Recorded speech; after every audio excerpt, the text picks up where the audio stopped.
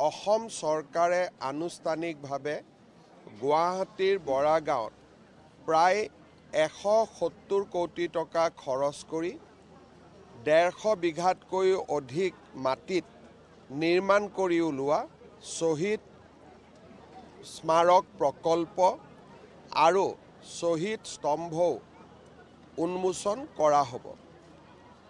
10 ডিচেম্বৰৰ প্ৰাক সন্ধিয়া আজি আমি শ্বহীদ অনল জ্যোতি প্ৰজ্বলিত কৰিলোঁ। শ্বহীদ স্মাৰকত যি গছি শ্বহীদ অনল জ্যোতি সদায়ে প্ৰজ্বলিত হৈ থাকিব। সেই অনল গছিক, সেই চাকি গছিক আমি আজি সকলোৱে মিলি প্ৰজ্বলিত কৰিলোঁ। 860 গৰাকী শ্বহীদক সকলোৱে একোটাকৈ মাটিৰ চাকিও জ্বলালে। অসম চৰকাৰৰ মন্ত্ৰীসকল, বিধায়কসকল, ছাত্ৰ সন্থাৰ নেতাসকল, শ্বহীদ পৰিয়ালৰ সদস্যসকল সকলোৱে আজি সন্ধিয়াটো আমি আকৌ এবাৰ অসম আন্দোলনৰ সেই শ্বহীদসকলৰ স্মৃতি ৰোমন্থন কৰিছোঁ। অসমত ভাৰতীয় জনতা পাৰ্টি অগপ দলৰ চৰকাৰ গঠন হোৱাৰ আমাৰ সকলোৰে এটা আশা আছিলে যে আমি গুৱাহাটীত এটা শ্বহীদ স্মাৰক নিৰ্মাণ কৰিম। অহাকালি দিনটো আমাৰ বাবে এটা প্ৰাপ্তিৰ দিন হ'ব। আমি অত্যন্ত ভগৱানৰ ওচৰত কৃতজ্ঞ যে আমাক এই কামফেৰা কৰিবলৈ ভগৱানে সুযোগ দিছিলে, অসমৰ ৰাইজে সুযোগ দিছিলে। এই শ্বহীদ স্মাৰক অসমীয়া জাতিৰ জীয়াই থকাৰ, অসমীয়া গৌৰৱেৰে জীয়াই থকাৰ এক সংকল্পৰ কেন্দ্ৰ হৈ পৰিব, আমাৰ বাবে প্ৰেৰণাৰ কেন্দ্ৰ হৈ পৰিব। দুৰ্যোগৰ মাজতো, অন্ধকাৰৰ মাজতো অসমীয়া জাতিয়ে জীয়াই থকাৰ বাবে সংগ্ৰাম কৰিব লাগিব আৰু এই সংগ্ৰামক এই শ্বহীদ স্মাৰকে সদায়ে প্ৰেৰণা যোগাই যাব। মই অত্যন্ত আজি পবিত্ৰ অনুভৱ কৰিছোঁ যে আমি শ্বহীদ অনল জ্যোতি আজি ইয়াতে আমি শ্বহীদ প্ৰণাম জ্যোতি আজি আমি ইয়াতে যিডাল অনল শিখা সদায় জ্বলি থাকিব তাক আমি প্ৰজ্বলিত কৰিছোঁ।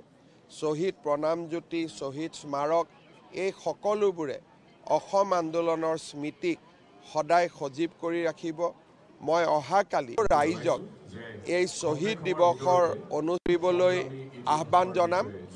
অহাকালি ডক্টৰ ভূপেন হাজৰিকাৰ শ্বহীদ প্ৰণামো তুমি কেন্দ্ৰীয় অনুষ্ঠানৰ লগে লগে জিলাৰ সদৰ, সমজিলা সদৰতো পৰিৱেশন কৰাৰ ব্যৱস্থা কৰিছোঁ। হাজাৰ হাজাৰ ৰাইজে অংশগ্ৰহণ কৰিব। মই অসমবাসী ৰাইজক অহাকালি গুৱাহাটী অথবা তেওঁলোকে বাস কৰা জিলা সদৰ, সমজিলা সদৰত একত্ৰিত হৈ অসম আন্দোলনৰ শ্বহীদসকলক প্ৰণাম জনাবলৈ আহ্বান জনাম। 1979 চনৰ 10 ডিচেম্বৰ তাৰিখে শ্বহীদ খৰ্গেশ্বৰ তালুকদাৰে প্ৰাণ আহুতি দিছিল। শ্বহীদ খৰ্গেশ্বৰ তালুকদাৰ আছিল অসম আন্দোলনৰ প্ৰথমগৰাকী শ্বহীদ। দিলীপ হুজুৰি আছিল দ্বিতীয়গৰাকী শ্বহীদ আৰু এনেকৈয়ে পংকাৰ পৰা, ধুলাৰ পৰা গৰুখুটি হৈ 860 গৰাকী শ্বহীদে প্ৰাণ আহুতি দিছিল। 45টা বছৰৰ পিছত প্ৰথমবাৰৰ বাবে চৰকাৰে এই শ্বহীদ স্মাৰক অসমৰ ৰাইজৰ বাবে নিৰ্মাণ কৰি শ্ৰদ্ধা জনোৱাৰ এটা মঞ্চ তৈয়াৰ কৰিছে। বহু পলম হৈছে, কিন্তু তথাপিতো আজি এটা পবিত্ৰ কাম, পবিত্ৰ কৰ্ম আমি অসমৰ ৰাইজৰ বাবে, আমাৰ ভৱিষ্যত প্ৰজন্মৰ বাবে কৰিব পাৰিছোঁ।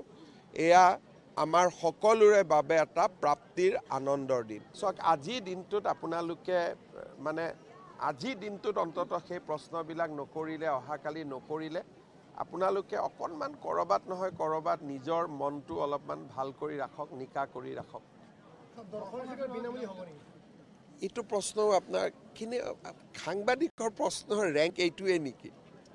বিনামূলীয়া হ'ব নেকি, অমুক হ'ব নেকি? আজিৰ দিনটো ইমান 860 জন শ্বহীদ কেনেকৈ হৈছিল, খৰ্গেশ্বৰ তালুকদাৰে মৃত্যু কেনেকৈ বৰণ কৰিছিল, কেনেকৈ পংকাত হত্যাকাণ্ড হৈছিল, ধুলাত মৰিছিল, গৰুখুটিত মৰিছিল, অলপ আজিৰ দিনটো এইবিলাক কথা চলকচোন আপোনালোকে এইটো যদি আমোদৰ কেন্দ্ৰ হিচাপে টিকেট আছে নাথাকে তেনেকুৱা যদি প্ৰশ্ন কৰে অসমীয়া হিচাপে মোৰে দুখ লাগিব আজিৰ দিনটোত মানুহে এটা অতীজলৈ ঘূৰি গৈছে মই নিজে ঘূৰি গৈছোঁ 79 চনলৈ 10 ডিচেম্বৰত ৰাতিপুৱা যেতিয়া বেগম আবিদা আহমেদে মনোনয়ন দিব গৈছিল আমিয়ে প্ৰথম ধৰিছিলোঁ তেতিয়া মই ক্লাছ 5ৰ ষ্টুডেণ্ট আছিলোঁ KPS গিলে আমাক গুৰিয়াই পেলাই ওলাই গৈছিল ভৱানীপুৰত খৰ্গেশ্বৰ তালুকদাৰক মাৰিছিলেগৈ আজিৰ দিনটো বহুত আবেগৰ দিন আপোনালোককো সেই আবেগটো আজিৰ দিনটোত ৰক্ষা কৰিবলৈ মই আহ্বান জনাম বিনম্ৰতাৰে আহ্বান জনাম